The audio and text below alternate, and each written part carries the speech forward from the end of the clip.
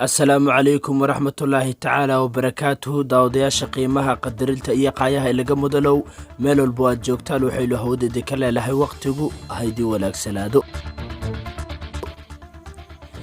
وحان موقال كان داوديال كاقبقل دولاق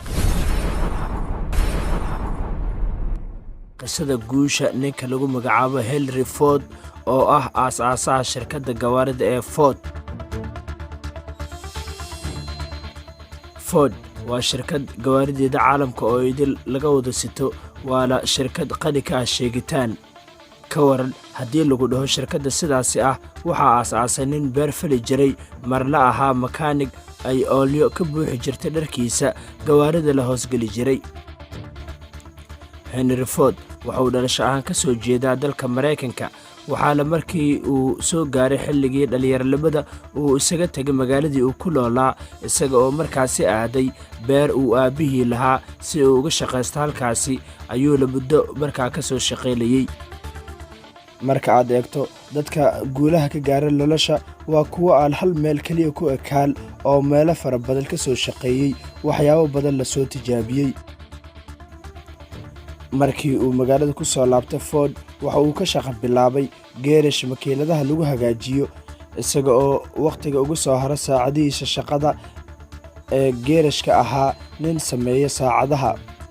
Henry Ford waxa uu ahaa nin markasta ku fikiro maskaxdiisa ay ku soo noqnoqotay inuu sameeyo gawaarida isaga oo xoogga saari jiray sidii uu wax badan uga baran lahaa qaabka ay u shaqeeyaan matoorada iyo qalabka kala duwan ee gawaarida ay ku shaqeeyaan iyo furfuridooda iltaba baaritaano iyo isku dayo aad u fara badan iyo go'aan adag oo uu qaatay awadeed waxa uu 1896 uu ku guuleystay inuu kulmiyo oo uu isku keeno qalabkii uu ku sameyn lahaa gaarigiisii ugu horeeyay ee uu isagu soo saaro gawaarida xilligaas la isticmaali jiray waxay ahaayeen kuwa u eg bushkuleeti motor la saaray oo kale iyaga oo lugahooda marka aad eegto ay u eg yihiin lugaha baaskiilka ama bushkuleetiga hadba sida aad u taqaano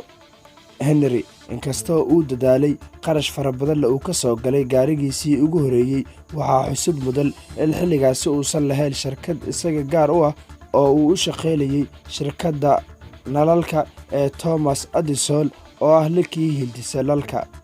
sanadkii markuu ahaa 1903 ayuu aasaasay shirkadda gawaarida ee Ford oo xilliyadii hore soo saari jirtay gawaari tira ahaan aad u yar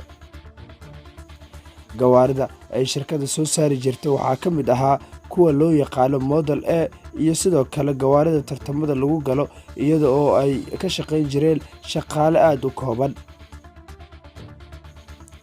muddo 19 sano gudahood ah shirkadda Ford waxay iibisay 15 milyan oo gawaari ah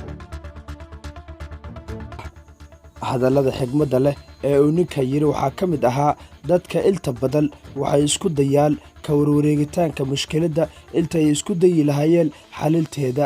mushkiladu waa mushkilad ilaa laga xaliyo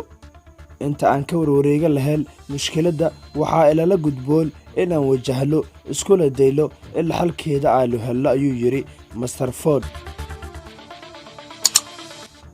haddaba daawade haddii aad wax ka faa'iido muuqaalkan oo ku xiiso galiyay laagsaar si la sheergaray si saaxiibo badan oo sidaadoo kale walwalaagsan uu u gaaro muuqaalkan